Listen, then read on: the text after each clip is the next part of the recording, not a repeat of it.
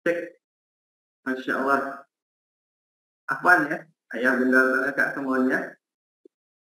Insya Allah lagi linknya lagi diperbaiki ya. Mungkin beberapa yang ingin gabung kajian pada malam hari ini, ternyata ada beberapa laporan yang eh, masuk roomnya harus pakai password, masuk roomnya harus ada autentikasi dulu.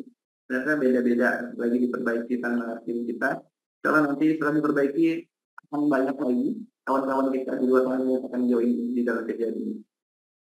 Insya Allah, ayah bunda bangga semuanya, malam hari ini kita belajar bareng lagi karena masih suasana lebaran, masih suasana di bulan Syawal. Kalau di sini itu belum habis kue berarti lebaran belum selesai. Bahkan kami masih halal bihalal ke rumah-rumah leader-leader yang ada di pondok digital. Masya Allah sekali, begitu berkahnya bulan Ramadan dan bulan Syawal ini. Insya Allah pada malam hari ini kita juga akan bahas yang masih berkaitan sama lebaran.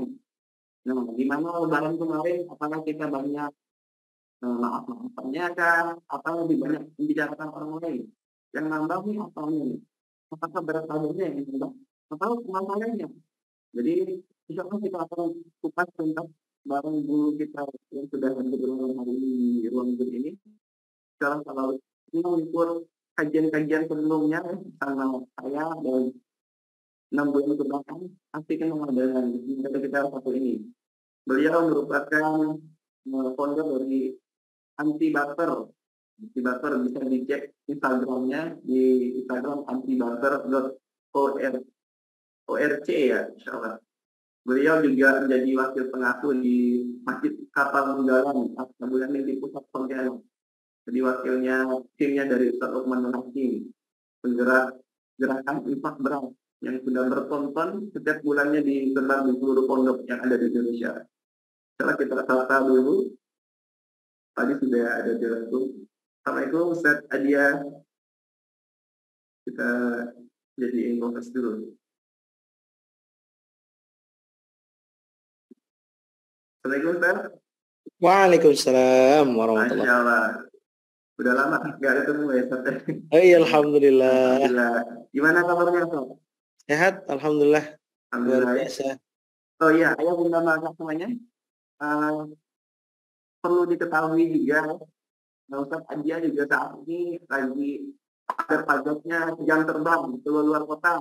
Jadi Ya Allah. nemuin jadwal untuk bisa ngisi di kantin tidak ini cukup udah agak sulit ya. Jadi bersyukurlah kalau yang bisa hadir pada malam hari ini.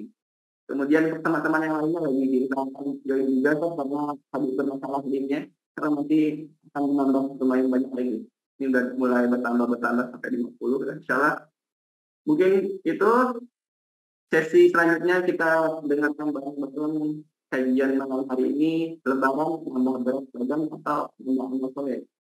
Tafadhol masykur pada dia Nugra. Ya, Masya Allah. A'udzubillahi minasyaitonirrajim. Bismillahirrahmanirrahim.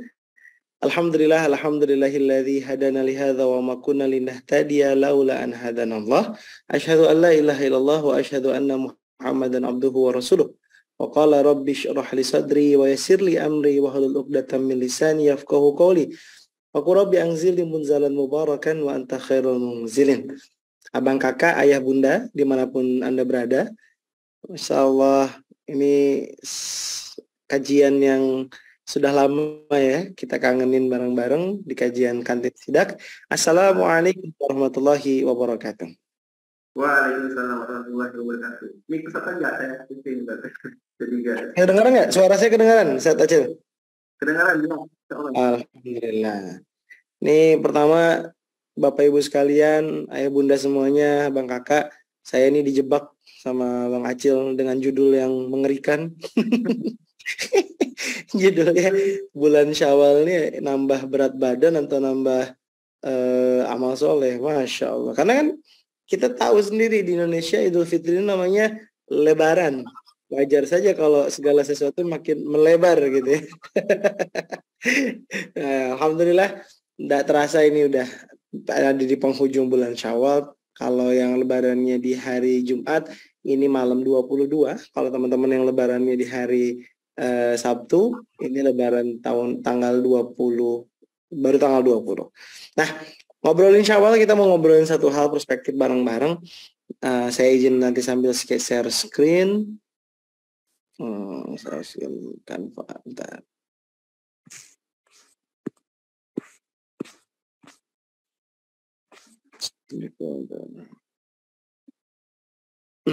Sebentar. Oke, kok nggak bisa share screen saya? Zoom like to record. Bentar, ini biasa. Nih baru coba. Bismillah. Bisa? Bisa nanti. Biasa baru-baru pertama kali dinyalakan ini. Oke. Kajian kita kali ini saya sebut judulnya dengan Welcome Syawal. Ya, selamat datang bulan Syawal, yang mana kita harus sama-sama paham bareng-bareng apa sih makna dari bulan Syawal. Teman-teman yang dirahmati Allah, sebelum kita ngobrol lebih jauh, perlu diketahui makna dari kata-kata Syawal itu bermakna sebuah kata yang sangat melekat banget dengan makna Ramadan. Kalau kita mengerti bagaimana Ramadan kemarin Allah menyiapkan 1 bulan sebagai karantina, sebagai pit stop. Jadi kalau saya ngegambarin yang sederhananya, Ramadan kemarin itu ibarat kita lagi balap mobil F1. NASCAR balapannya. Di lap tertentu itu kita harus balik ke pit stop. Kita harus melipir sebentar ke pit stop guna mengganti ban, ya kan? Nambah bahan bakar ataupun apa. Kenapa? Kalau kita nggak masuk ke pit stop, maka di lap selanjutnya ada kemungkinan buruk yang menanti. Entah nanti bahan bakarnya habis di tengah jalan, atau kemungkinan yang lain adalah bannya sudah tipis dan yang lain. Nah, Ramadan kemarin Allah siapin buat kita tuh sebagai pit stop, kita lagi jalan melalui perlombaan dunia ini. Dari bulan Syawal startnya sampai nanti bulan Sya'ban, ya kan? Kita full berlari-lari. Nah, Ramadan Allah ngasih buat pit stop, melipir dulu. Ngapain? Charge dulu nih. Tambah oli, tambah bensin, ganti ban yang baru. Biar apa? Biar di bulan Syawal kita bisa nancap gas lagi. Nah, pemahaman ini sebenarnya diekstrak dari sebuah ayat yang Allah sampaikan di Quran surah Al-Baqarah ayat 183. A'udzubillahi minasyaitonirrajim. Ya ayyuhalladzina amanu kutiba alaikumusiyam. Perintah puasanya untuk yang beriman, goals dari puasa la'allakum tattaqun. Artinya apa? Ada peningkatan kualitas seseorang ketika ada di bulan Ramadan. Kok penting banget tingkatin kualitas di bulan Ramadan? Yang salah sering difahami oleh orang lain, Ramadan ini adalah satu-satunya bulan yang mulia. Ramadan ini adalah bulan puncak dari amal ibadah. Yang agak keliru pola pikirnya adalah ketika orang berpikir Ramadan ini bulan mulia dan bulan puncak, akhirnya ketika di bulan-bulan selanjutnya, terutama bulan Syawal, yang terjadi adalah lepas kendali, lepas kontrol, dan akhirnya apa-apa yang dilakukan di bulan Ramadan tidak dilakukan kembali. Coba, padahal kalau kita tafakuri ya, tadaburi bareng-bareng, coba lihat. Ramadan itu adalah tempat kita latihan. Mempersiapkan diri untuk bisa lebih kuat di bulan selanjutnya. Buktinya apa? Buktinya, ibu-ibu, bapak-bapak semuanya, baca Quran di bulan Ramadan, sama baca Quran di bulan Syawal, lebih susah mana? Susah di bulan Syawal. Ramadan itu baca Quran kita gampang. Ke masjid subuh, kita gampang. Puasa, kita gampang. Coba sekarang. Sudah tanggal 21, puasa Syawal, gimana rasanya? Beratnya luar biasa. Padahal cuma 6 hari. Kenapa seperti itu? Karena memang ketika bulan Ramadan, Allah mudahkan segala sesuatu bagi kita. Allah ikat setannya, Allah siapkan ampunannya. Biar apa? Biar kita latihan. Ibarat ini ya, ada pemadam kebakaran, lagi latihan memadamkan, simulasi memadamkan kebakaran. Pertanyaannya gampang. Ketika ada simulasi pemadam kebakaran, dengan kebakaran yang asli, apinya tuh asli yang mana? Apinya tuh besaran yang mana? Yang asli dong. Yang ketika simulasi kan apinya disesuaikan, kondisinya diatur, ya kan? Supaya tidak membahayakan. Tapi ketika sudah kebakaran beneran, itu udah nggak bisa lagi pakai pengaturan. Begitupun Ramadan kemarin. Allah udah ngasih aturan sama kita. Allah kasih keringanan. Sholat malamnya gampangin aja habis Isya. 8 rakaat, 21. Habis Isya aja. Biar nanti malam gak usah diganggu. Biar makan gitu kan. Tapi pas sekarang di bulan Syawal, ini udah nggak ada lagi nih, simulasinya udah berakhir. Kita udah langsung masuk fight ke tempat kita sejatinya melanjutkan kehidupan yang sebenarnya. Makanya nama bulan setelah Ramadan namanya Syawal. Syawal sendiri artinya adalah peningkatan. Karena kalau orang-orang hari ini berpikir bahwa Syawal ini adalah bulannya istirahat, Syawal ini adalah bulannya selebrasi, Syawal ini adalah bulannya menikmati, wah ini bisa salah. Akhirnya yang bertambah berat badannya, yang bertambah adalah pencapaiannya, baju-bajunya, perhiasannya saja. Tapi amal-amal yang dikerjakan di bulan Ramadan itu ditinggalkan dengan mudah. Bayangkan. Lihat deh simulasinya, kita balikin ke diri kita sendiri. Hari pertama kita lebaran. Allahu Akbar, Allahu Akbar. Oh, pagi-paginya syahdu. Ada yang Jumat, ada yang Sabtu. Habis itu lihat zuhurnya di hari Sabtu. Masjid kembali sepi. Maghribnya kembali tak ada orang. Subuh di hari Minggu. Masya Allah. Balik lagi orang-orang ke tabiat awal. Kenapa? Memahami bulan Syawal dengan kondisi yang berbeda. Akhirnya yang disadari adalah bulan Syawal adalah garis finish. Oke, aku sudah sampai finish. Udah, nanti aku siap-siap lagi Ramadan tahun depan. Oh, salah. Syawal ini baru mulai. Inilah track sesungguhnya dalam sebuah perlombaan. Karena kita bilang, welcome to Syawal. Pertanyaannya, apa kabar Ramadan kita? Oh, alhamdulillah Ustadz, saya bisa menghatamkan satu Al-Quran, satu hari satu juz. Masya Allah. Apa kabar Ramadan kemarin? Masya Allah, alhamdulillah tamat puasanya. Wah. Apa kabar tarawihnya? Oh, alhamdulillah tarawihnya di masjid terus. Masya Allah. Semua baik. Tapi pertanyaan kedua ketika ditanya, apa kabar Syawalnya? Itulah. Syawal nih, aduh, bingung kita mau mulai lagi nih. Baru mau mulai puasa, ada tamu, baru mau mulai ini ada rendang, baru mau mulai, udahlah, nanti aja deh, biar Syawal gini dulu. Akhirnya usaha yang sudah dijalin di bulan Ramadan, riyadhah, latihan tadi, akademinya, pas di bulan Syawal gugur lagi semuanya. Udah disiapin mobilnya mau jalan tancap gas, waktunya nancap gas, dia bilang nanti aja deh. Malah enggak ditancap-tancap. Padahal mesin udah panas. Nah, ini yang sering terjadi sama kita. Ini yang sering terjadi sama keluarga kita. Ini yang sering terjadi sama orang-orang di sekitar kita. Di bulan Syawal kita pada ngedrop. Padahal zamannya Rasulullah bulan Syawal, orang-orang nikah. Kenapa nikah? Karena udah pengen terbaik tuh waktunya menikah. Di Ramadannya dia sudah nahan diri, Syawalnya nikah. Kan pernikahan tuh bukan cuma selebrasinya saja, tapi bagaimana dia mengawali kehidupan jadi lebih baik setelah akademi Ramadan. Di bulan Syawal orang berpuasa. Di bulan Syawal orang memulai sebuah karya baru. Di bulan Syawal dia memulai sebuah program baru. Yuk, coba evaluasi lagi Ramadan yang indah kemarin. Jangan sampai gugur ke Syawal kita. Padahal Syawal ini sudah 20-an hari. Ya, saya ajak teman-teman yang belum selesai puasa Syawalnya, masih ada waktu 8 harian lagi, yuk, masih bisa. Ya, yang masih punya hutang di sini silahkan. Saya alhamdulillah beberapa hari lagi, tadi baru selesai 1 kali lagi. Tapi pokoknya jangan sampai kita nggak selesai. 20 hari selesai ini, 6 hari nggak selesai ya.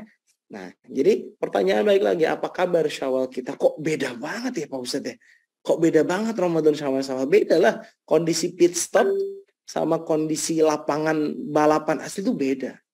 Di pit stop tuh kita nggak bakal kena tabrak, tapi di yang tempat asli, dilepasin lagi tuh setan-setannya. Nah, teman-teman dalam kehidupan nyata di bulan Syawal ini, sampai nanti kita dari Syawal, Zulqa'dah, Zulhijjah, Muharram, Safar terus sampai nanti ketemu lagi Sya'ban dan Ramadan, kita harus sadar bahwa 11 bulan ke depan kita ada dalam kondisi teruji. Allah bilang apa?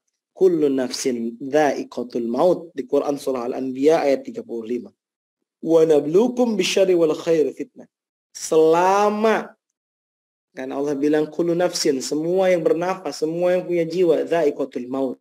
Artinya apa? selama nafas masih di kandung badan, selama maut belum datang ke kita, wa nablukum bisyarri wal khair, maka aku akan mengujimu, kata Allah. Bisyarri, dengan keburukan-keburukan, wal khair, dengan kebaikan-kebaikan. Harus sadar bahwasanya di bulan Syawal ini masuk realita, apapun yang terjadi dalam hidup kita hari ini, balik lagi, semuanya dalam ujiannya Allah. Dimensi ujiannya adalah ujian keburukan dan ujian kebaikan. Semuanya ujian. Allah udah nyiapin ujian buat kita nih. Jadi bapak-bapak, ayah, bunda semuanya harus sadar lagi, kita udah balik ke tracknya. Udah jangan lama-lama selebrasinya, jangan lama-lama kita ngerasa, oh udah berhasil, hari yang fitri sudah berlalu. Oh enggak. Ayo sekarang kita udah mulai jalan lagi nih. Apapun yang kita hadapi setelah ini 11 bulan ke depan, itu semua ujian dari Allah, akan menguji kualitas iman kita. Allah kasih rezeki yang lapang, Allah kasih kepopuleran, Allah kasih banyak hal kebaikan, ujian. Allah juga kasih keburukan, ada kemelaratan, Allah kasih kesedihan, Allah kasih anggota keluarga yang meninggal, ujian juga. Buktinya apa? Ujian untuk apa? Untuk menguji kualitas kita di hadapan Allah. Seseorang dikatakan lulus dalam ujian yang Allah siapkan, kapan? Ketika semua yang datang, semua yang Allah tetapkan membuat dia ingat dan dekat sama Allah. Itu baru aspeknya orang lulus. Ada orang yang dikasih ujian, dikasih uang 1 juta. Dia bilang alhamdulillah, ingatnya Allah, ingatnya amal soleh. Wah lulus nih ujiannya, kata Allah gitu. Tambahin kasih 10 juta. Dikasih 10 juta, Masya Allah, makin soleh. Yang tadinya masak Jumatnya 1 porsi, 10 porsi, pas dikasih 10 juta jadi 100 porsi. Wah, kata Allah, makin bagus nih anak. Dikasih ujian lulus terus. Makin ingat sama aku. Dikasih 100 juta. Pas 100 juta mulai oleng. Mulai pelit.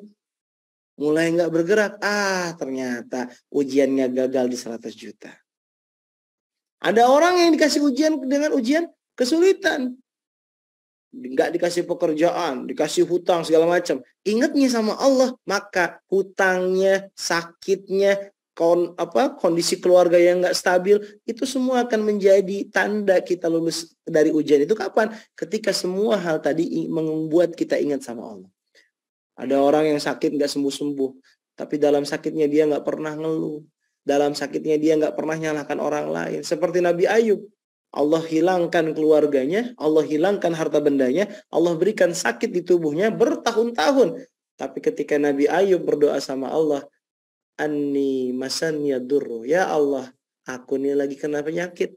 Wa anta arhamur rahimin, dan engkau adalah Tuhan yang maha pengasih dan penyayang. Dia nggak minta sembuh, dia cuma lagi bilang, ya Allah, aku lagi sakit ya Allah. Tapi aku tahu ini semua kasih sayangmu. Allah bilang apa? Ya Allah, ini Nabi luar biasa. Udahlah, sembuhin. Dibalikin semuanya. Artinya apa? Sakitnya yang diterita hari ini harus bikin kita dekat sama Allah. Saya yakin kok di ruangan Zoom ini ada 63 akun yang mana pasti menghadapi rasa sakit. Ada yang punya penyakit lahir, ada yang punya penyakit bawaan, ada yang punya penyakit di atas usia karena sudah faktor U gitu kan. Ada sakit yang nggak boleh pantangan-pantangan ini. Jadikan semua yang itu datang sama kita, bikin kita ingat sama Allah. Jangan pernah ngerasa hina. Ya Allah, aku diazab sama Allah gara-gara sakit. Kalau masih merasa seperti itu, bagus. Kenapa? Akhirnya kita ingat sama Allah dan kita mau mengevaluasi diri.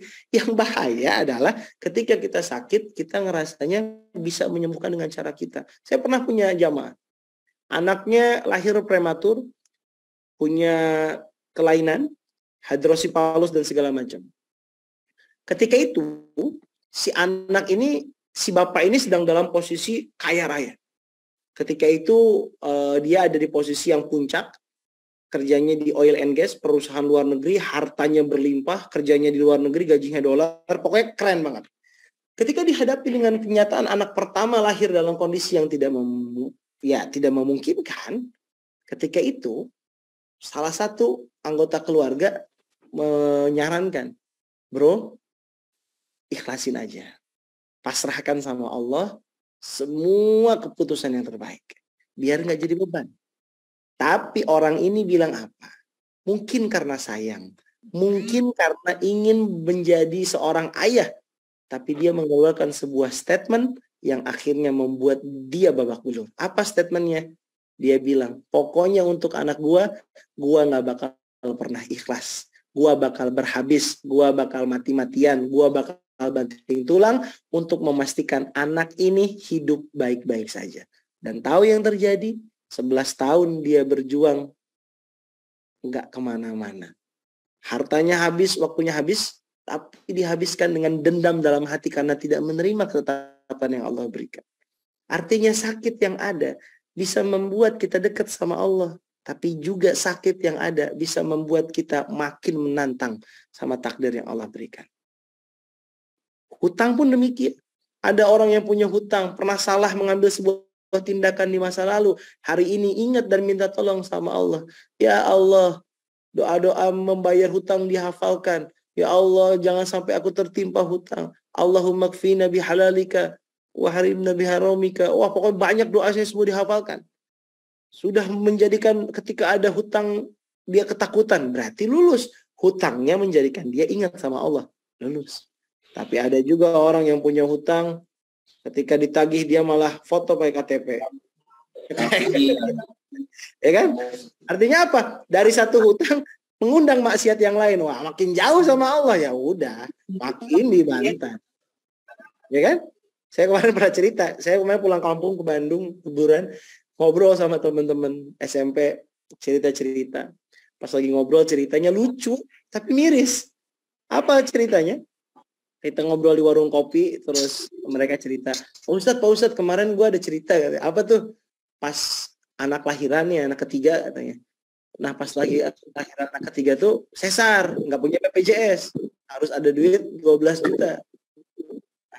Apa yang ada dalam pikiran seorang ayah yang nggak punya pegangan ini, pengen cepat pulang, dia pergi ke warung kopi di rumah sakit, pengen ngelakuin pinjaman online.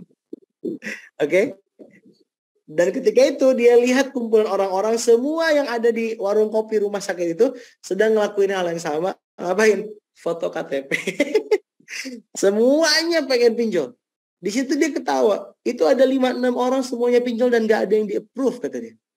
Oh, teman saya nyaut lah, satu lagi ya, namanya teman-teman SMP ya. Dia bilang, kamu sih mukanya muka garong atau kayak gitulah. Saya ngelihat ya, sedih luar biasa.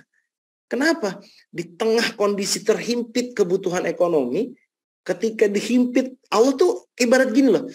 Allah tuh nggak akan pernah ngasih ujian ke para nabi dan nggak pernah ngasih pertolongan dari ujian tersebut sampai betul-betul para nabi itu ketemu titiknya. Nabi Musa itu bisa aja skenario-nya nggak usah dikejar sama Firaun, tapi Allah bikin Firaun ngejar. Biar apa? Biar Nabi Musa benar-benar have no choice gitu. Ya Allah udah nggak punya pilihan. Umatnya bilang, Musa, kita bakal dikejar Musa. Enggak. Inna ma'iyya rabbi sayahdini. Allah pasti ngasih tahu. Sambil ngomong gitu Nabi Musa nggak tahu, belum dikasih kode sama Allah. Terus Allah bilang, idrib bi'aswakal bahar. Pukul lautnya pakai tongkat. Nabi Musa nggak ngerti ketika dia mukul lautnya terbelah tuh nggak ada konsep itu. Tapi ketika Nabi Musa nggak punya pilihan, hanya Allah saja sebagai salah satu-satunya penolong dan ngelakuin perintahnya, maka terbuka jalannya. Suka-suka Allah. Even itu mengalahkan rumus fisika, hukum alam. Tapi kalau Allah udah berkehendak, itu bisa terjadi. Nah, kadang kita, Allah himpit hidup kita. Allah himpit dengan semua permasalahan. Allah cuma pengen bilang satu. Allah cuma nunggu satu aja omongan dari kita. Ya Allah nyerah. Aku salah, aku kalah. Terserah engkau mau gimana ke depannya. Pengennya gitu. Tapi karena kita hebat, karena kita pintar, karena kita menyiapkan banyak skenario, akhirnya dalam kondisi terburuk pun kita masih mencoba lari. Kita masih mencoba menghindar dari Allah. Akhirnya nggak kemana-mana. Itu yang saya sedihkan. Yang bilang, akhirnya hutang yang ada bukan membuat kita dekat sama Allah, malah membuat kita nantang dan makin jauh. Begitupun keluarga, penyakit hutang keluarga. Keluarga yang ada hari ini, ketika bermasalah, bapak-bapak udah berusaha pagi, siang, sore, malam. Berusaha bernafkahi istri, menafkahi keluarga. Tapi istri tak kunjung soleha. Anak tak kunjung soleh. Oh, jangan berkecil hati, Pak. Dan jangan pernah nyalahkan mereka. Kenapa? Cek lagi, lebih baik kita muhasabah. Dulu aku ambil harta di mana ya? Wah, Ustadz, hartanya sudah bersih, saya sudah fokus. Kenapa istri saya masih kayak gini? Pak. Nabi Lut, Nabi, Pak. Istrinya germo, ngumpulin orang-orang LGBT. Nabi Nuh, Nabi, anaknya nggak mau ikut naik kapal. Artinya apa? Kita menjalani kehidupan ini ujian ke masing-masing. Kakak-kakak juga sama. Ibu-ibu di sini sama.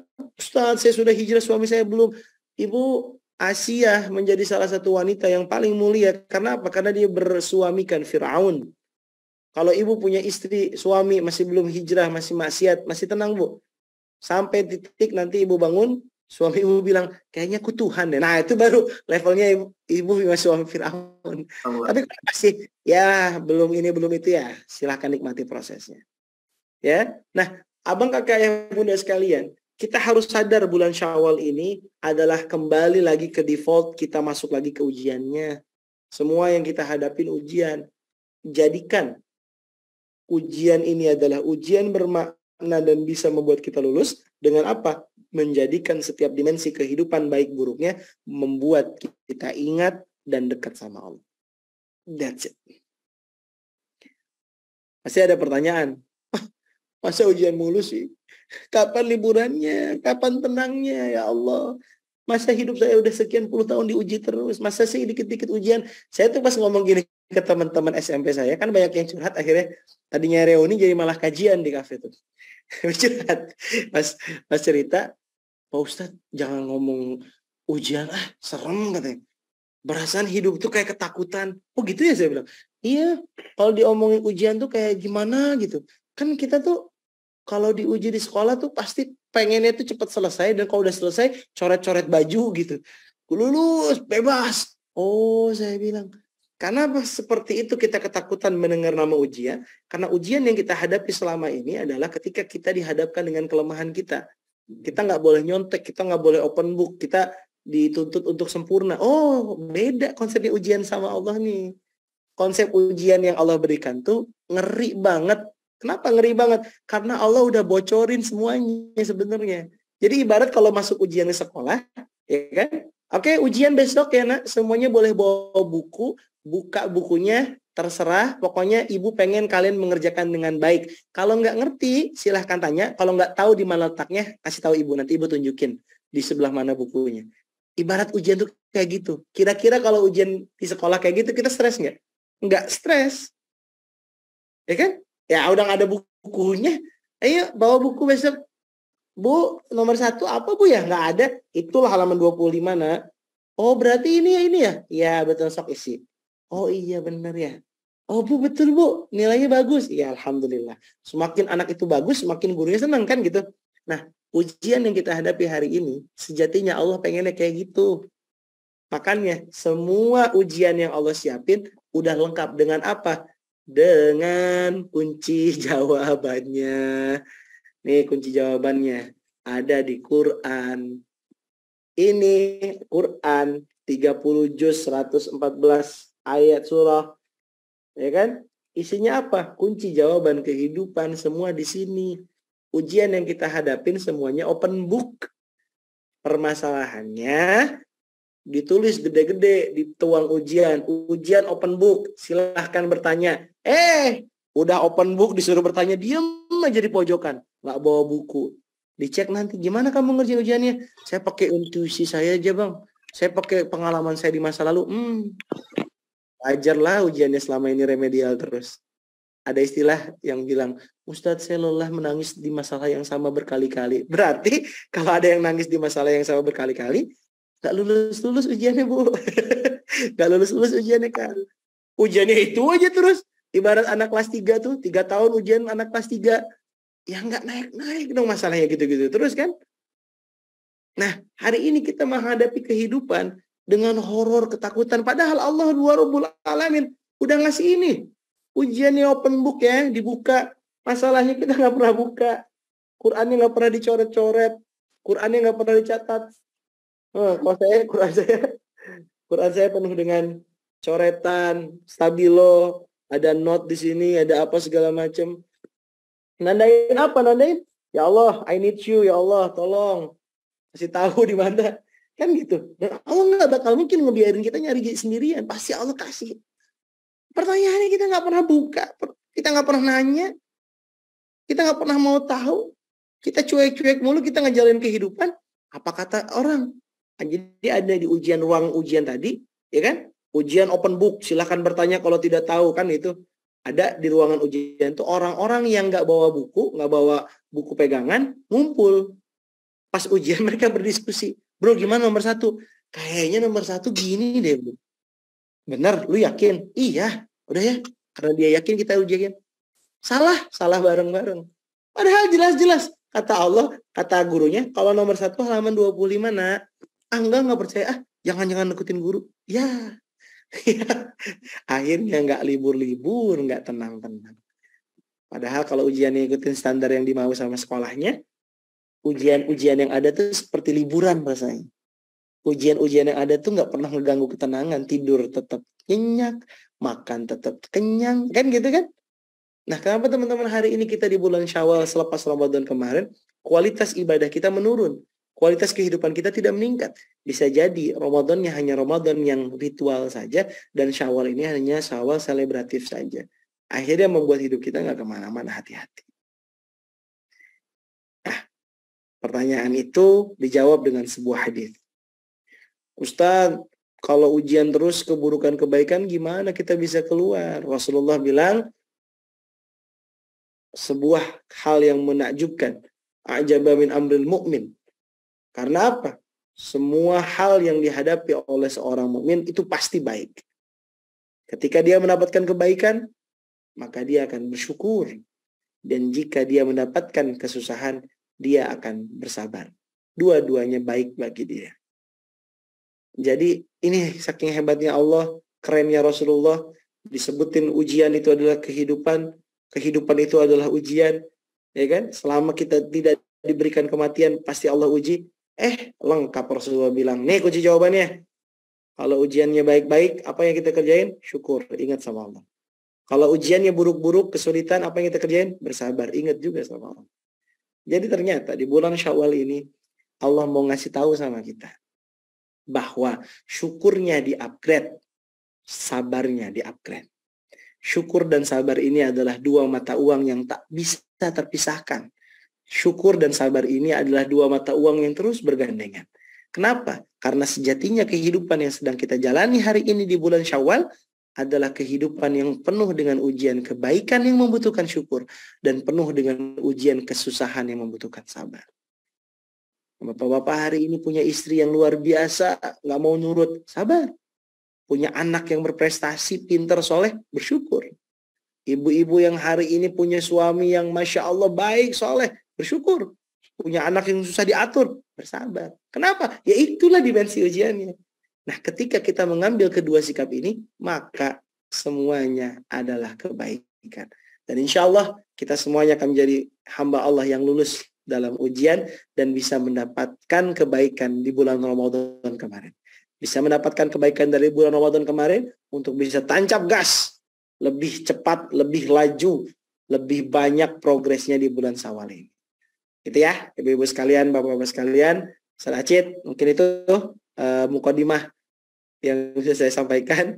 Good luck for Syawal dan bulan-bulan ke depan. Semoga dari 70 orang yang hadir malam hari ini, semuanya bisa menemukan ritme terbaik di bulan Syawal, meningkatkannya di Zulqa'dah, dan bisa beramal terbaik di Zulhijjah, dan mendapatkan letupan-letupan dahsyat di tahun baru Islam nanti. Masya Allah. Nah, semoga dari 72 orang ini ada yang haji tahun ini. Amin. Ada yang bisa berangkat haji dengan kualitas haji terbaik. Amin. Ada yang bisa berkurban dengan kurban terbaik. Jangan cuma nonton Coldplay pengennya, tapi lupa kalau nanti bulan Juni ada kurban. Ya, ibu-ibu ajarkan sama anak-anaknya untuk menabung dan berkurban. Ayah-ayah di sini jadikan keluarganya terus berkurban, karena kurban ini hukumnya sunnah kifayah. Ketika seorang ayah kepala keluarga berkurban atas nama keluarganya, maka satu keluarga mendapatkan pahala fadilah dari kurban itu sendiri. Rasulullah pernah berkurban 63 unta. Ya. Salah, maaf, Rasulullah berkurban 100 unta. Ya, atas nama siapa? Atas nama beliau dan umatnya, keluarganya dan umatnya. 63 beliau eksekusi sendiri, dan sisanya dieksekusi oleh Ali bin Abi Thalib. Artinya apa? Rasulullah melaksanakan kurban dengan 3 level. Level awal, 1 orang 1. Level 2, yang banyak. Dan level terakhir, level eksklusif, yang 1 orang 100 ekor. Jadi kalau nanti nyampe Ramadan, nyampe bulan kurban, Zulhijjah, jangan ribut. 1 sapi 7 orang apa 12 orang. Intinya 1 sapi kalau bisa 1 keluarga. 1 sapi 1 orang boleh. 1 sapi 7 orang boleh. Yang nggak boleh 1 keluarga kurbannya ayam, roiko sapi. Itu nggak boleh. Ya, kita kurbannya apa? Roiko sapi. Jangan. Ayo minimal kambing. Apalagi bapak-bapak di sini nih. Bapak-bapak yang masih ahli hisab. Warka'u ma'ar raki'in. Nah itu. Jangan sampai nanti Allah hisab nanti di akhirat nanti. Merokok sehari 20.000 bisa, kurban cuma 3 juta nggak bisa. Masya Allah. Ya, sama-sama menabung mumpung masih ada waktu. Jazakumullah, saya kembalikan ke Ustaz Acin untuk segmen selanjutnya. Jazakumullah, assalamualaikum warahmatullahi wabarakatuh. Waalaikumsalam warahmatullahi wabarakatuh. Masya Allah. Kita dapat ilmu baru lagi di malam hari ini. Bareng Ustaz. Ada informasi sedikit, Ustaz. Karena pembimbingnya bermasalah.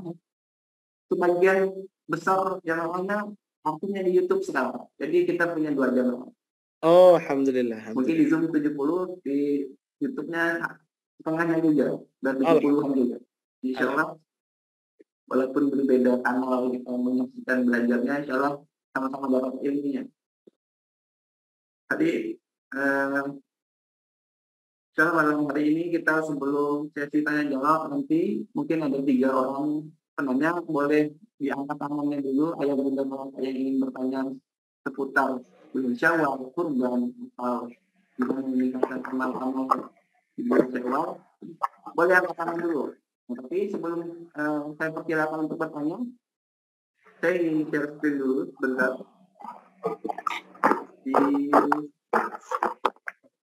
Ada yang gede. Saya ingin mute dulu ya sebentar ya. Oke. Di sini kita mau ngajak ayah bunda bapak semuanya, ada program live di Ba'da Ramadan ini di Masjid Ismuiyah atau pusatnya tidak. Kita lagi sedang mengusahakan bagaimana lahan di sebelah Masjid Ismuiyah ini bisa kita bebaskan. Karena isunya yang terdekat sekarang lagi lomba-lombaan dalam pengusahaan orang Cina. Jadi takutnya keduluan mereka yang bisa ngelunasin, jadi lahannya nggak jadi untuk kita pakai dakwah. Nah ini kalau kelihatan di screen-nya masing-masing, ini kita punya campaign baru, campaign pembebasan wakaf, pembebasan lahan kedua Masjid Ismuiyah. Jadi kalau bisa lihat gambarnya, kurang lebih ukurannya itu 1,8 hektar. Dengan angka yang dibutuhkan untuk dibebaskan itu hampir 10,9 miliar. Jadi insya Allah juga biayanya juga besar. Tantangan yang lain juga, ada pengusaha Cina yang ingin membeli lahan tersebut. Takutnya nanti setelah membeli dibangun hal-hal yang tidak kita inginkan. Maka dari itu sebelum keduluan dari yang bukan muslim ya, kita yang akan berikhtiar untuk bagaimana biar Allah izinkan lahan sebelah ini kita diamanahkan kepada Masjid Ismuiyah atau sidang. Nah, seperti yang diketahui juga ayah dan semuanya, di Masjid Ismuiyah itu lahannya memanjang bukan melebar. Jadi ukurannya itu nggak cukup kalau kita ngajain kajian offline di lapangan. Makanya ketika ngadain kajian offline hingga ribuan peserta itu, kita kajiannya di lapangan, nggak ada yang di masjid. Masjidnya emang nggak muat. Jadi wasilah ini mungkin kita bebaskan lahan sebelah, kita mungkin bisa menggunakan lahan tersebut untuk menggunakan lahan tersebut untuk pelebaran dan perluasan dakwahnya sidang dan bisnisnya. Ini bisa bentar saya share dulu ya. Tadi sudah saya share di kolom chat. Saya akan lagi biar nggak tenggelam. Dan untuk ayah bunda yang ingin berinfak, bersedekah, berwakaf atas nama dirinya masing-masing atau nama orang tua, bisa langsung klik linknya, disimpan dulu, nggak malam hari ini, besok juga nggak atau minggu depan, atau nunggu rezeki yang Allah berikan tiba-tiba, atau nunggu awal bulan depan, nggak apa-apa. Yang penting niatin dulu untuk kebaikan, insya Allah nanti diberi jalan. Sama jangan lupa juga, kurang dari 2 bulan lagi, 1 bulan setengah kita ada kurban juga. Jadi infonya juga akan muncul dari akun kita. Nah ini gambaran usaha yang akan kita dapatkan sama ukurannya dengan yang pertama. Jadi bersebelahan. Kalau info lengkapnya bisa dibaca di alamat kita di definisi.id. Kalau begitu, kita masuk ke sesi pertanyaan. Ini ada Bunda Puji Astuti. Kita tambahkan dulu. Nah, coba dihidupin mic-nya Bunda. Iya. Oke, sudah. Boleh langsung bertanya ke Ustaz aja. Iya. Ya, makasih Ustaz. Assalamualaikum Ustaz, izin bertanya. Saya seorang ibu dengan 3 anak yang sudah balik semuanya. Dari kecil pun mereka sudah paham ibadah-ibadah seperti sholat, mengaji dan lain sebagainya. Tapi sampai sekarang pun mereka kalau sholat tuh tetap mesti yang disuruh gitu. Apalagi kalau udah dari subuh tuh ya, udah mulai dah seperti Tom and Jerry gitu.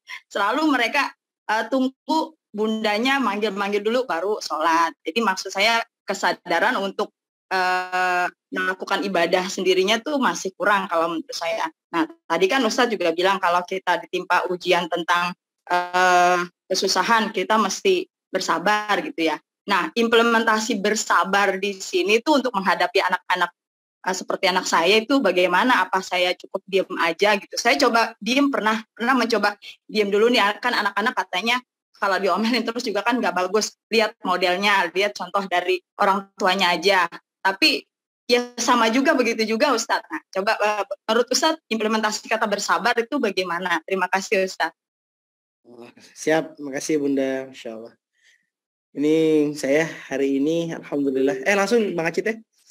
Hari ini diamanahkan untuk ngajak ngobrol anak muda, teman-teman yang ya anak-anak SMA, anak-anak kuliahan sering ngobrol bareng. Akhirnya diarahkan sama guru-guru itu untuk sama Ustadz Lukman sama yang lain tuh untuk disadarkan gimana sih cara ngehandle mereka. Ternyata ada yang menarik ketika saya dapat ilmu ngobrol sama anak-anak muda. Ketika saya bawa ngobrol sama orang tua, saya bilang, siapa yang lagi kewalahan ngehandle anak? Ternyata permasalahan orang tua hari ini adalah susah berkomunikasi dengan anaknya. Merasa asing dan bahkan bingung gimana cara ngehandle-nya. Gitu kan. Nah, pertanyaannya, saya tanya gini deh, ya, gampangnya ya. Kalau ada orang tua di luaran sana, baik yang gini, saya yakin di sini enggak. Anak zaman sekarang mah susah diatur, Pak Ustadz. Masya Allah, zaman dulu mah kita mah takut banget sama orang tua. Dia dekat bapaknya mayat dikit matanya, mincing dikit kita udah lari ya. Guru-guru zaman dulu beda Ustaz. Sekarang anak-anak sekarang tuh susah diatur gitu. Statement itu kalau saya nggak setuju dengan statement itu. Kenapa? Karena kata Rasulullah, kullu mauludin yuladu 'alal fitrah. Semua anak yang terlahir di dunia ini defaultnya, template-nya itu dia fitrah. Dia suci. Bahkan udah bawa chip jadi orang Islam dalam diri setiap anak. Gitu kan? Nah, pertanyaannya adalah, kenapa dia seperti itu? Lanjutan dari hadisnya, karena orang-orang sekitarnya, bapak ibunya, keluarganya, lingkungannya, yang membuat dia menjadi Nasrani, Yahudi, Majusi. Nah, hari ini kenapa anak-anak kita seperti itu? Daripada kita melempar kutukan sama mereka, kita marah sama mereka, lebih baik kita introspeksi diri. Jangan-jangan gara-gara aku yang tak benar jadi orang tua. Nah, di situ dulu. Yang pertama, daripada kita ngomong anak-anak gini-gini, balik lagi kita, ya Allah, dulu aku pernah salah. Bisa jadi ada maksiat-maksiat masa lalu yang membuat hari ini ngebuat komunikasi aku terputus sama mereka. Bertobat sama Allah. Setelah pertobatannya ada, proses dalam menjalani prosesnya tetap bersabar. Tapi betul kata Bunda Puji tadi, gimana sabarnya? Masa cuma diam doang? Oh tidak, ada langkahnya. Langkahnya kita sebut dengan A, B, C, D. Ini rumus Bunda. Semuanya ayah bunda yang ada di sini, A, B, C, D ini rumus suami menghadapi istri, rumus istri menghadapi suami, rumus orang tua ngadepin anak, rumus anak ngadepin orang tua. Apa? A, B, C, D. A, ajak baik-baik. Selama ini kita lupa kalau ngajak, kalau nyuruh, kita lebih seneng nyuruh sama mereka daripada ngajak. Beda nggak nyuruh sama ngajak? Cuci piring. Dek, sini dek, sama ibu ke dapur. Kita cuci piring yuk. Hari ini kita nggak pernah ada ajakan yang baik sama orang-orang. Bahkan suami sama istri ngomongnya nggak pernah harus. Ngomongnya kasar, nggak baik-baik. Ibu-ibu di luaran sana, mohon maaf nih kita ngeriset gara-gara kasus meningkatnya kasus perceraian, kita ngeriset di Munzalan, kita ngeriset kenapa sih pelakor nih bisa mengalahkan orang-orang yang ada di rumah. Ternyata ada cara menjadi pelakor terhebat itu adalah satu, pelakor itu selalu bisa membuat seorang laki-laki tak berdaya. Kenapa? Karena dia selalu punya satu kata, take your time.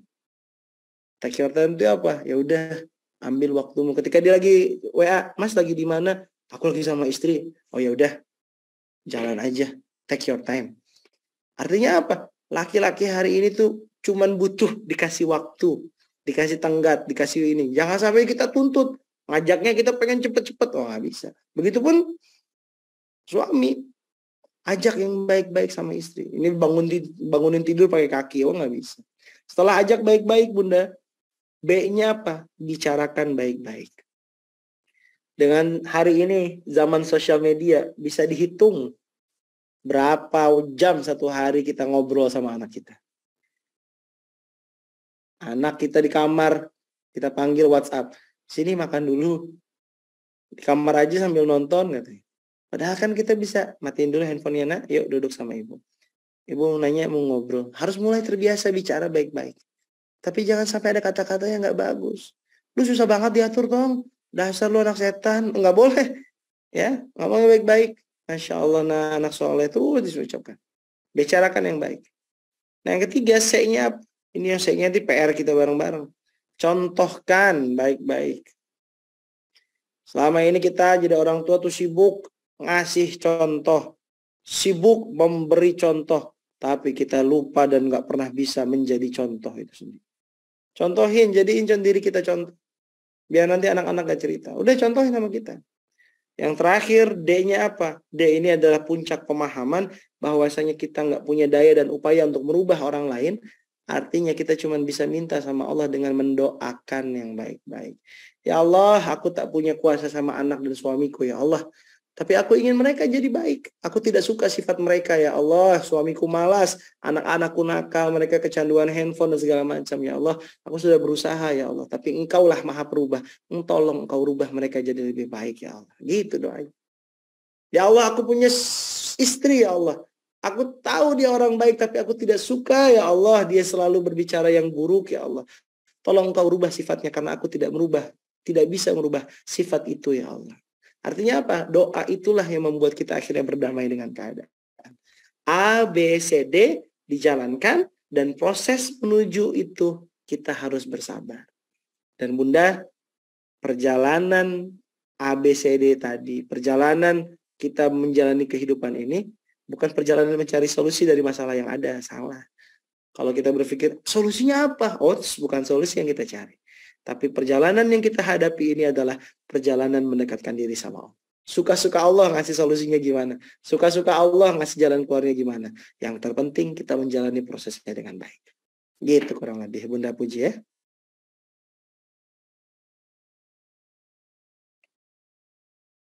Siap. Suaranya mic-nya belum benar. Ya. Jazakumullah Ustaz, kasih banyak. Salam. Izin ya di close ini spotlightnya. Coba di pertanyaan berikutnya ada di kolom chat ini, Ustaz. Nah, ada 2 pertanyaan di kolom Boleh. komentar. Ini orangnya sama, Mbak Oh, iya. Shelly Febrianti. Siap. Nah, pertanyaan pertamanya, gimana caranya kalau puasa Syawal, tapi setiap Senin Kamis boleh nggak, Ustaz? Itu yang Siap. pertama. Yang kedua, ada teman ngomel, tapi marah caranya gimana? Ini gimana nih maksudnya nih? Ya. Coba saya jawab yang pertama dulu ya. Ya, boleh. Ya, teman-teman yang sini yang mau puasa Syawal ini tidak terikat hari apapun di bulan Syawal. Makanya kalau kemarin mungkin ya, ibu-ibu sering bertanya, Ustaz, saya itu masih ada kodok untuk kodok puasa karena batal, karena berhalangan, terus puasa Syawal mana yang didahulukan? Ada 3 cara mengerjakan puasa Syawal dan kodok. Yang pertama, dahulukan kodoknya karena orang-orang berpikir kodok ini mengganti yang wajib. Itu boleh. Setelah kodok selesai, baru dia puasa Syawal. Terus yang kedua, dia mendahulukan puasa Syawalnya karena puasa Syawalnya hanya ada di bulan Syawal, dan di bulan selanjutnya dia bisa melaksanakan qada, itu juga boleh. Dan yang ketiga, ada para mazhab ulama yang mengatakan menggabungkan satu saum, satu puasa dengan 2 niat. Dia mengqada dan berniat puasa Syawal. Boleh tidak? Boleh, karena qadanya itu adalah mengganti yang wajib dan yang puasa Syawalnya sunnah. Puasa sunnah ini boleh digabungkan niatnya. Begitupun sholat sunnah itu boleh digabungkan. Sesuatu yang sunnah itu boleh digabungkan dalam satu hal. Contoh misalkan kita sholat duha di masjid jam 9, itu boleh menggabungkan 2 rakaat tahiyatul masjid dan sholat duha. Itu boleh. Nah, begitupun puasa. Makanya kemarin di hari Kamis yang lalu, bukan Kamis yang ini, Kamis sebelumnya, ya, Kamis sebelumnya itu tanggal 11 tanggal 13 Syawal. Jadi hari Kamis, Senin Kamis, puasa Syawal, puasa Bid. Oh, ada 3 puasa digabungin dalam satu pelaksanaan, boleh tidak? Boleh. Nah, kalau di Gontor, kami ketika datang ke Gontor itu 10 Syawal. Nah, akhirnya pimpinan membuat kita melaksanakan puasa wajib tiap Senin dan Kamis di bulan Syawal. Nah, itu berapa kali? 6 kali. Senin, Kamis di 3 minggu akhirnya bisa melaksanakan puasa Syawal 6 kali. Walaupun tidak berturut-turut. Gitu ya. Jadi walaupun nanti yang hari ini belum sempat saum Syawal, masih ada waktu nih. Besok Sabtu, Ahad, Senin, Selasa, sampai nanti tanggal 30 Syawal atau 29 Syawal, nanti baru kita melanjutkan puasa yang lain. Gitu. Jadi puasa Syawal digabungkan dengan Senin Kamis, itu boleh. Nah, terus caranya Ustaz, ada teman sering ngomel, tapi marah, caranya gimana? Tapi malah bermusuhan. Oh, saya paham. Ada orang-orang yang sering ngomel, terus diingetin, tapi kalau kita ingetin malah marah sama kita, dan akhirnya membuat kita bermusuhan. Teman-teman yang dirahmati Allah, kalau hari ini ya, kita ngerasa punya orang yang sering ngomel, sering gibah, orang-orang yang punya kelebihan, terutama di kelebihan kosakata ya, kelebihan kosakata, kelebihan kata, segala macam. Apa yang harus kita lakukan? Pertama, ada 3 step yang bisa kita lakuin. Yang pertama, yang harus dikerjakan adalah kita minta semoga yang harus bisa dikerjain, kita tegur, kita sampaikan. Jangan kayak gitu, bla bla bla bla. Sampaikan. Kalau orangnya masih nggak bisa, orangnya nggak bisa menerima, berarti kita mundur stepnya. Setelah kita bisa menasihati dia, kita tidak bisa, kita mundur stepnya. Yang kedua, kita mengingkari apa yang dia kerjakan itu hal yang salah. Terus yang ketiga, kita menjauhi sifatnya. Jadi kalau misalkan dia berteman sama kita, pas dia rewel, pas dia gibah, pas dia ini, kita cabut, pindah ke tempat lain. Nah, ada beberapa kali saya sama istri dalam ngobrol gitu ya, dari mobil cerita. Suatu saat istri saya bercerita, si Fulan gini, ayah si Fulanah gini. Menurut ayah gimana? Saya diam. Kok ayah diam aja? Kalau ayah komen nanti gibah bu, kayak skip aja deh. Oh iya ya, astagfirullahaladzim. Yuk, next yang lain. Nah, artinya kita bisa kasih tahu, karena itu istri saya. Tapi kalau di level yang lain, waduh, saya mengingkari aja deh, nggak ikut-ikutan. Bahkan kalau bisa, saya pindah ke forum yang lain. Nah, itu cara menghindari orang yang punya sifat tadi ya, punya kelebihan dalam segi mengomel. Kenapa? Karena kalau nanti kita nggak salah dia ngomel sama orang, tapi kita ingetin jadi dia ngomel sama kita, jadi bermusuhan sama kita, kan panjang. Lebih baik kita hindarin. Ya, itu kurang lebih. Niatnya digabung atau satu-satu? Digabung niatnya Bunda. Jadi gini, saya niat puasa Senin Kamis dan puasa Syawal dalam satu hari, boleh. Boleh digabungkan. Siap Bang Aceh? Siap. Akhirnya Siap. mungkin ada satu mungkin dari yang ingin bertanya langsung dari bapak-bapaknya, mungkin Pak Didi dan bapak-bapak yang lainnya. Tadi ada Pak Badai dari Badai, atau dari bunda-bundanya juga boleh. Ini kita kasih kesempatan satu kali lagi, satu pertanyaan lagi yang bisa ditanyakan kepada Bapak dia. Yang pengen bertanya boleh langsung hidupin mic-nya, bisa ya aktifin dulu. Sudah, boleh langsung aktifin mic-nya, atau di raise hand atau lewat kolom chat juga boleh. Ada? Di kolom chat lagi ya, Bunda Nirmala. Ini menarik, pertanyaan di kolom chat ada dari Bunda Nirmala. Bunda Nirmala ini salah satu yang saya aktif nge-share kajian-kajian. Kajian bersama UAS di-share di Instagram, di story, kajian aktif juga di-share. Aktif juga, insya Allah hari ini bicara lagi ya, Bunda Nirmala. Ini ada pertanyaan bagus. Bagaimana cara kita untuk lebih mencintai akhirat dibandingkan dunia? Itu pertanyaan tentu. Oke. Dari Ini closing statement sih. Makasih Kak siapa Nirwana tadi ya. Saya mau close statement ini dengan sebuah cerita. Saya mau berkisah.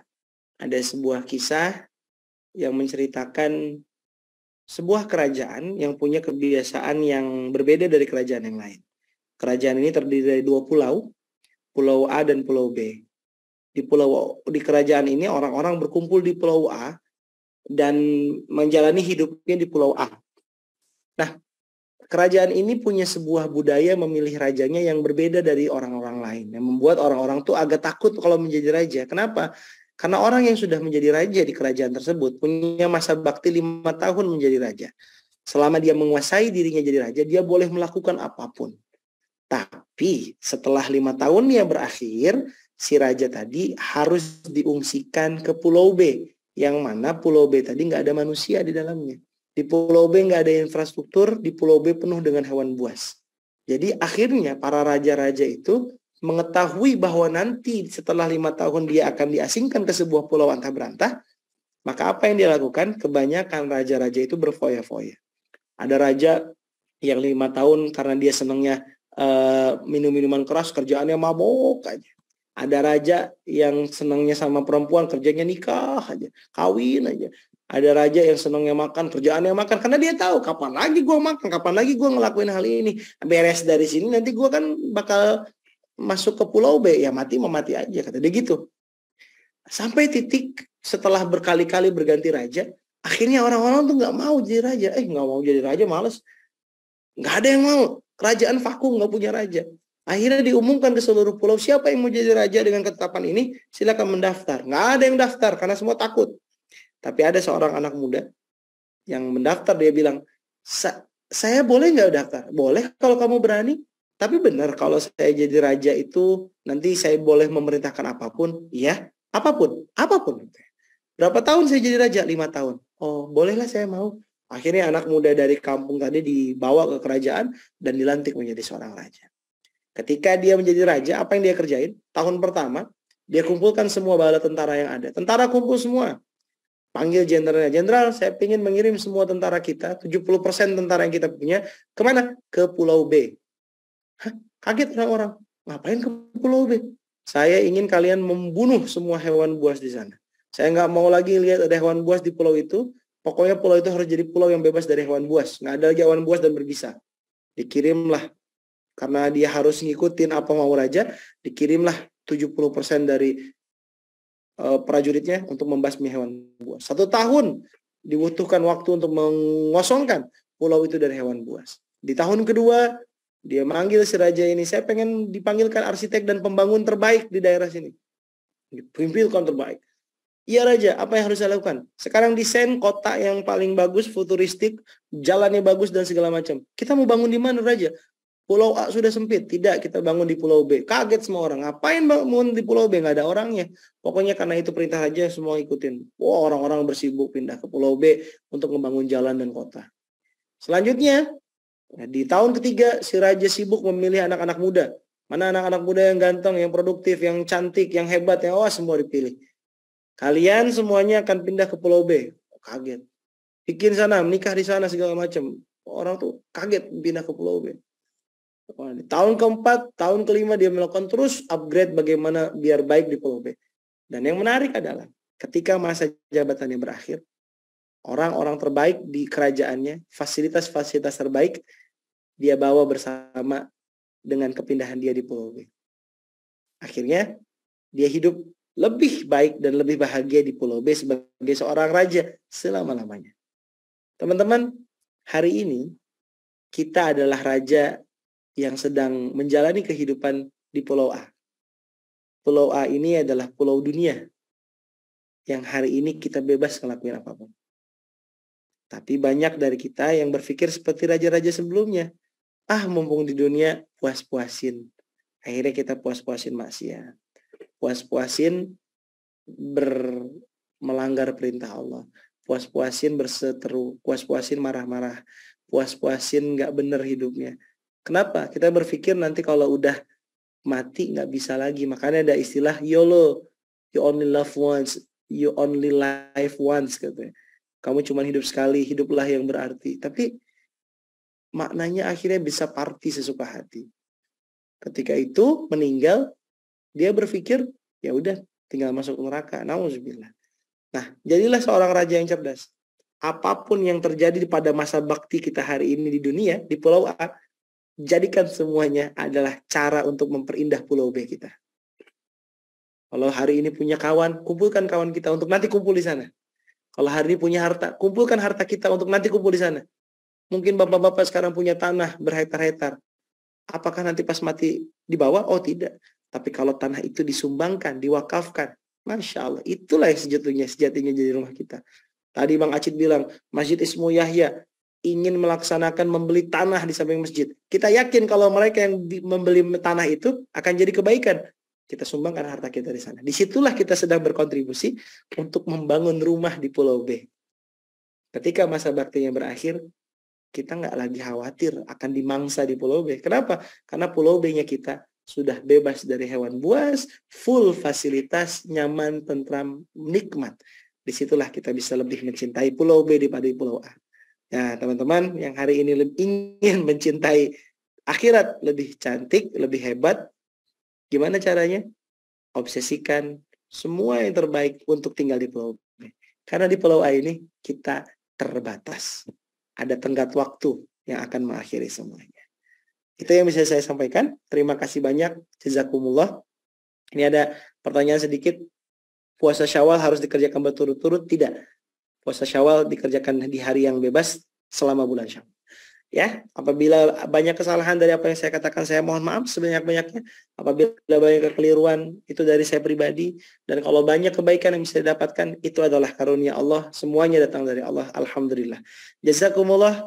Yang pengen ngobrol, pengen lanjutin, nanti boleh DM di Instagram. Boleh kunjungi Instagram saya, @bangadia. YouTube-nya juga ada, TikTok-nya juga ada.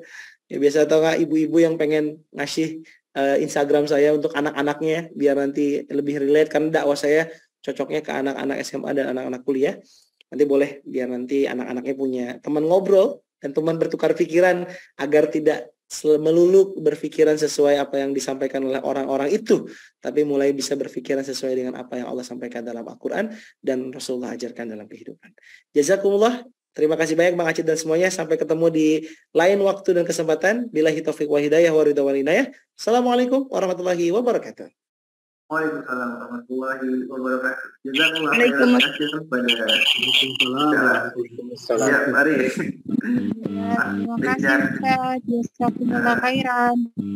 Jazakumullah jazakumullah. Terima kasih Ustaz. Ya. Jazakumullah khair. Assalamualaikum. Waalaikumsalam. Insyaallah Terima kasih kepada Ustaz Adia telah berbagi ilmu, sharing ilmu, berbagi pengetahuan, cerita juga, karena hampir banyak ilmu itu bisa sampai sama kita yang mendengar, lebih enaknya ketika bercerita. Nah, ini dari Ustaz Adia, isi materi juga, berbagi ilmu juga iya, cerita juga iya, ada hikmah yang bisa kita ambil. Terima kasih juga kepada ayah bunda yang sudah menyempatkan waktunya hadir di Zoom maupun di YouTube ya, karena kita punya 2 kanal untuk menampilkan streaming pada malam hari ini. Semoga ilmu yang didapat hari ini, malam hari ini bisa bermanfaat untuk kita, keluarga kita, diri pribadi, dan orang-orang sekitar kita, orang-orang di lingkungan kita, dan sebagainya. Semoga semua perjuangan kita untuk menimba ilmu, mendapatkan ilmu pada malam hari ini juga Allah lalu dari barat yang terbaik. Setelah kita akhiri sesi malam hari ini, sesi perdana di Ganjar Tidak, insya Allah diingatkan lagi Bunda, kalau Bunda semuanya, Jumat depan kita masih akan menggunakan hari yang sama, di Salam. Ada kajian rutin kerjaan Indonesia dengan Al-Quran. Jadi bisa di-save tanggalnya, linknya, tanggal dan jamnya, dibuat alarm kalau bisa, jadi nggak akan ketinggalan kajian. Setelah seperti itu, kita tutup bersama-sama dengan melafazkan hamdalah. Alhamdulillahirabbil alamin. Banyak kurang dari kami, yang benar-benar datang dari Allah. Alhamdulillah. Wassalamualaikum warahmatullahi wabarakatuh. Waalaikumsalam warahmatullahi wabarakatuh. Terima kasih Bang Adit. Kalau khair Ustaz. Assalamualaikum. Salam. Ditunggu suaminya Bunda di malam. Ya. Jangan ketinggalan. Ya. Izin ya, karena matiin sebelumnya masih di kantor, masih di pondok, belum pulang ke rumah. Kalau dalam waktu dekat, menunggu hari istri saya juga akan melahirkan anak pertama. Alhamdulillah, ikut bahagia Ustaz. Alhamdulillah. Izin. Waalaikumsalam warahmatullahi wabarakatuh.